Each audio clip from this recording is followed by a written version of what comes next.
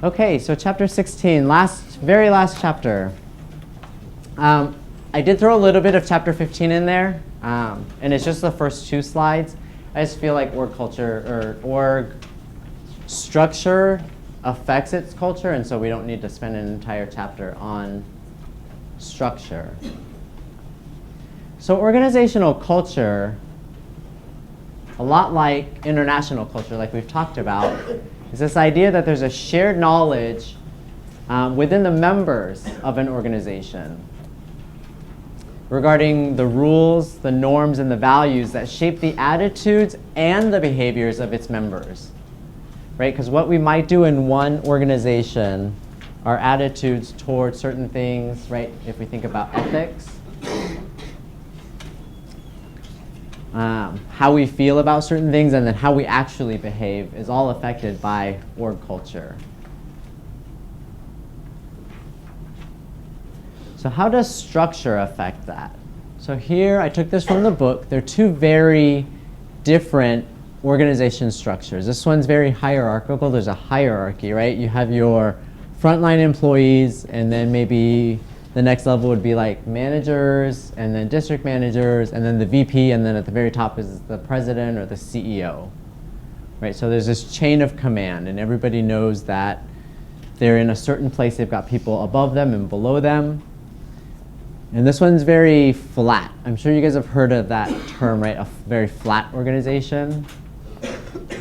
And this is where that term comes from. So you've got somebody in charge, a CEO or a president, and then you've got everybody else reporting to that person. So how do you think the cultures at these 2 different organizations might differ? Just based strictly on this, regardless of what industry they operate in,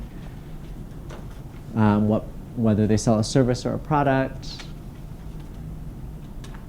Well, like the organization A, there's one main manager, and then they've got many different management levels, whereas with B, it looks like there's just one manager that tells everybody what to do. And so there's more of a breakout in the structure A. Okay.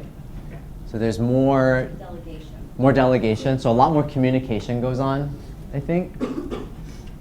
What else? Obviously, the power distance is going to be very different. Absolutely. Power distance. That's one of the big things, right?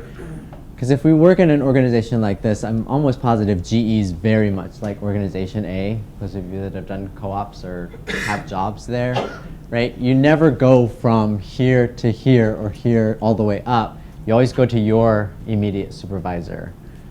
When I worked at Money Tree, it was a lot like this. Like so my employees came to me, or they went to the district manager, like that was okay in our organization, but in some organizations it's not. You can only talk to the person above you or below, immediately above you or below you.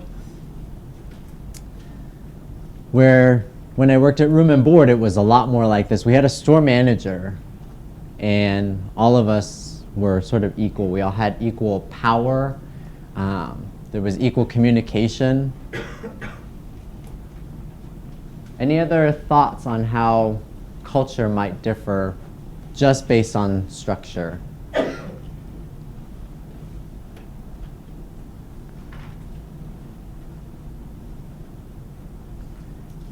So I took this from the book as well. So if you give your employees a narrow span of control or a wide span of control, performance is going to vary. Why do you think performance is highest when it's at this midpoint? So here we're telling them there's a narrow span of control, right? So we're telling them exactly what they need to do. Here we have a wide span of control. So we just give them free rein. They can do what they want. Why is performance highest somewhere in the middle? Because you would think that it would go up. Am I correct? I would say it has to deal with that you're giving direction for a certain project, but there's also a lot of flexibility in there. So It's like a happy medium. It's a happy medium, right? Because sometimes when we tell them exactly what they need to do, they're like, That's not part of my job.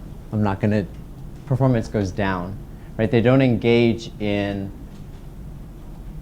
citizenship behaviors, for example. So they may do their task, their assigned task, but they're not going to go above and beyond that because we always hear that expression, it's above my pay grade, right? But if you give them too much control, sometimes they lose focus and they start doing what they want to do. They lose sight of what the objective is or what the goal is. And so performance goes down. But when they know their place and they have control over what needs to get done, performance goes up because they feel like they have ownership of their task. Questions on that? That's really all I have for chapter 15. Basically, that's chapter 15 in a nutshell. So that's why I don't like to spend a whole day on that chapter. So there's 3 different components of organizational culture. There's the actual artifacts, there's values, and then there's assumptions.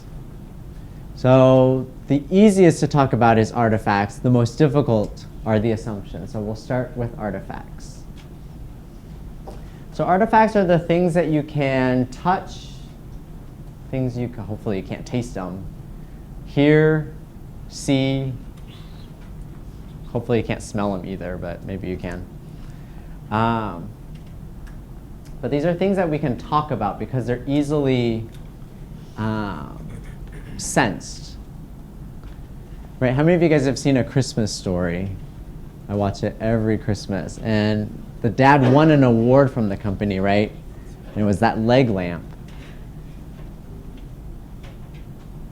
That's an organizational artifact. Just based on that, if your company, if you won an award from your company and that was your award, what do you think the culture of that organization is like?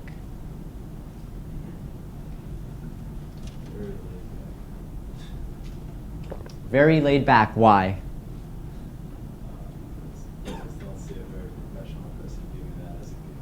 Because it's not a very professional looking gift, right? It's got a little bit of sense of humor in it. What else might we surmise about the company based on this as an artifact? Brandon? Dominated by men. Male dominated, right? Because this clearly is objectifying women. What else? One more.